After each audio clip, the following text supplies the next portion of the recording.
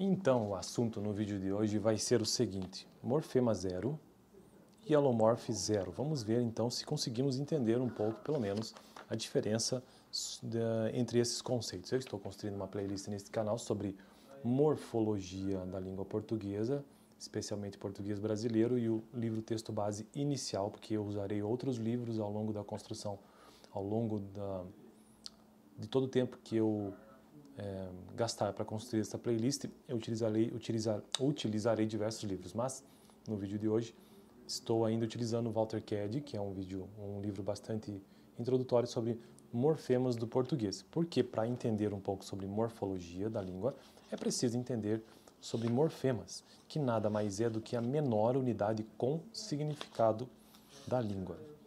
E então hoje vamos tratar sobre morfema zero e alomorfe zero. Ao tratarmos das técnicas de segmentação morfemática, que existe uma técnica para você conseguir segmentar uma palavra, porque morfologia se preocupa com o estudo basicamente, entre aspas, aqui da própria palavra, né? Ou com o estudo dos morfemas que compõem uma palavra. Ao tratar das técnicas de segmentação morfemática, utilizamos um par que retomaremos aqui.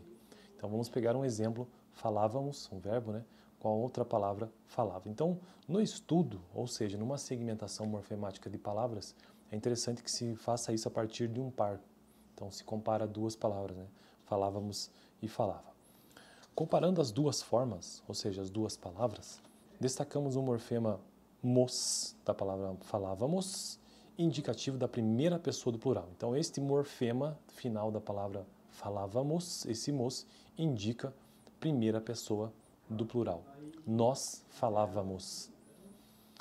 Relativamente, isso é um morfema, porque é a menor unidade nesta palavra aqui que tem significado, inclusive é recorrente em outras palavras. Relativamente à falava, a segunda forma, a segunda palavra, sabemos que representa a primeira ou a terceira pessoa do singular. Então, eu falava, eu, tu, ele ou ele falava. No entanto, não se destacou nenhum segmento que exprima essas noções. É a ausência de marca que aqui indica a pessoa e o número.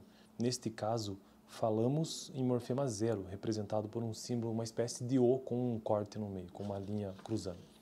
Só podemos postular um morfema zero se três condições forem satisfeitas. Então, o morfema zero, basicamente, é quando é preciso marcar algo que está ausente naquela forma ou naquela palavra. Por exemplo, falava, aqui nós temos um morfema zero. E qual que é o morfema zero da palavra falava? É justamente esse espaço vazio e que demonstra que falta um último morfema, já que nós temos falávamos. Então o morfema zero existe na palavra falava, a parte final.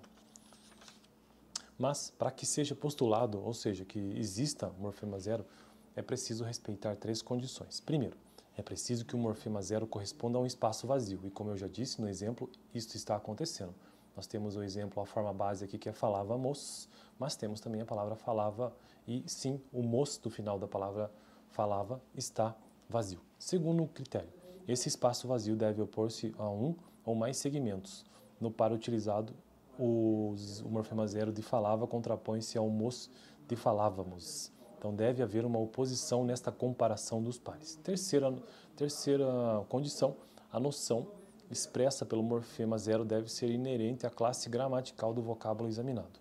Em nosso exemplo, as noções de número e pessoa existem obrigatoriamente em qualquer forma verbal portuguesa, ou seja, é preciso ter produtividade na língua, ser recorrente. Então este morfema zero, ele é produtivo, principalmente nessa classe gramatical do verbo, porque ele é obrigatório em praticamente, ou melhor, em todos os verbos, né? Então, bebíamos, falávamos, comíamos, pensávamos, viajávamos, orávamos, andávamos, enfim. É recorrente, é produtivo. Existe um paradigma. No par, num outro exemplo agora, no par fiel e fielmente, veja, sempre análise morfemática a partir de pares ou de um par de palavras, fiel e fielmente, que nos conduz à depreensão de mente. Esse mente não é possível postular um morfema zero para fiel, porque em português, morfemas como mente, formador de advérbios de modo, não são extensivos a todos os adjetivos. Não temos formas como triangularmente, vermelhamente. Então, se não é recorrente ou não é uma norma, não existe um paradigma naquilo, não pode ser aplicado a toda a classe gramatical, todos os advérbios. Então, mente não é um morfema zero. Neste caso de fiel e fielmente, o fiel, né, o mente do que falta. Assinalemos também que, mesmo em fielmente, o uso do segmento fiel não é obrigatório e automático para exprimir a ideia de modo. Nada nos impediria de substituí-lo pela expressão de modo fiel. Não é o que se observa, por exemplo, no par casa e casas. Outro exemplo, terceiro do vídeo de hoje, em que destacamos S da palavra casas, que está ausente na palavra casa. Em que destacamos S, que indica uma indicação de número plural, o que nos permite afirmar que casa é singular e a ausência do segmento destacável. Em que casa é singular é a ausência do segmento destacável. Temos aqui um exemplo de morfema zero de singular. Então, este morfema zero significa singular, porque a noção de número é inerente a qualquer substantivo de nossa língua. Então, em toda a classe gramatical substantivo, o S faz o quê? Marca plural. E se ele está ausente em alguma palavra, então aquela ausência é o morfema zero singular. Quando numa série de alomorfes houver a ausência de um traço formal significativo num determinado ponto da série, podemos designar como alomorfe zero essa ausência. É o que se pode verificar no substantivo pires, que apresenta a mesma forma para o singular e para o plural. É impossível depreender, neste caso, qualquer segmento indicativo destas noções. A ideia de número aflora do contexto. O pires novo, que é singular, os pires novos, plural. Como em português os alomorfes de plural são?